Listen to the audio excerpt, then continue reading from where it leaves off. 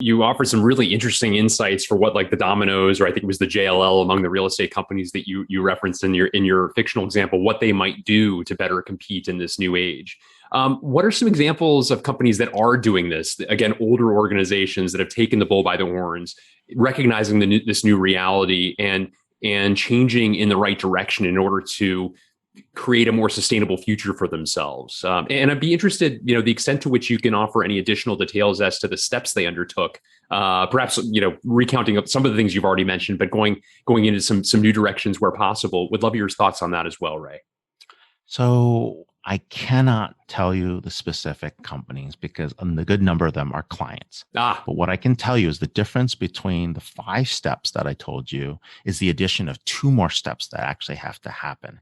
And that is the difference between the companies that are actually driving that change inside existing companies versus companies that are doing it, from scratch to be a digital giant. And this goes back to the first part we were talking about earlier, which is really about how companies are set up to be successful. And the first part is really we have to revisit what we call the life cycle of organizations. And what I mean by that, there's 5 phases when a company is actually being created. And that's the part that people haven't really spent time understanding. And I really, like, if the next book, there's going to be 2 more books I write. The next book I write is really about how actually people can jumpstart growth, right? And that's really behind this point that we're going to talk about. And the other one's really like a whole book on something different. I'll talk about that later. But the first part is like when you start a company, it's about purpose, right? What is the mission? What are we going to build? Like, what's the most awesome idea we have? And that typically comes with a dynamic founder. That's the initial catalyst. People get excited about that dynamic founder. The second piece is we got to go bring on the best people we know. How do we attract and retain top talent? How do we become the best place to work? That's the metric. And how do we tap into our talent networks to get there?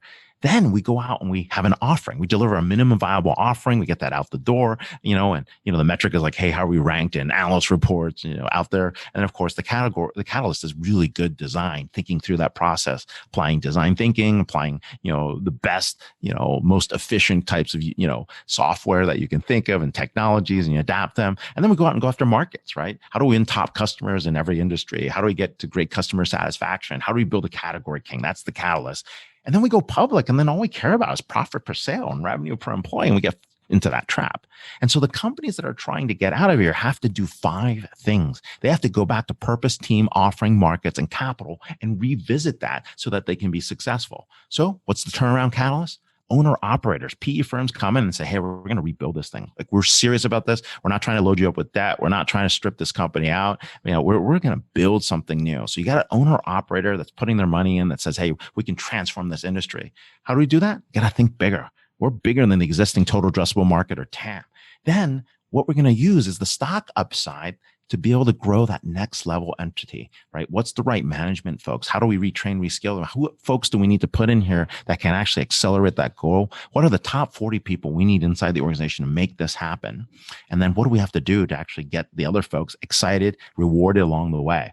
And then what do we actually do with design? Well, hey, new technologies pop up. Exponential technologies are that new catalyst. And we actually start building that. And the way you jumpstart growth is use iterative customer feedback, understand what customers need, anticipate those needs, apply those new technology capabilities there so that they can be successful.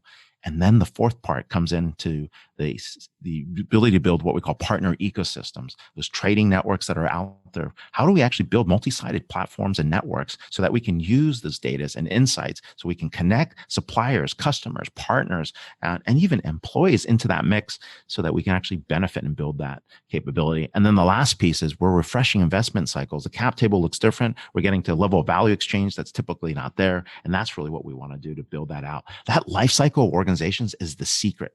The last step, which makes it 7 steps, if you're an existing organization, not the 5 to build a digital giant, is really your ability to think about those partner ecosystems. And the corporate real estate example tells you how to build those ecosystems. You'll have to bring together not a consortium, but a joint venture startup. You'll have to use CapEx dollars, not OpEx dollars. You have to be designed for IPO, not for a nonprofit organization trying to save costs, right? We're designed for growth. We're not designed for cost cutting, right? We're thinking about 10-to-1 voting rights, dual class structures intentionally. You need a benevolent dictator. If you end up with a consortium like the UN, nothing will get done, right? It's not unintentional, right? Everybody has their needs, and a commonwealth of self-interest isn't going to get you there. You have to bet on the idea, invest like your investor, and then you've got to spend 10% of your revenue and invest, which is like 10x what companies do in digital giants. They invest 10x more than their competitors.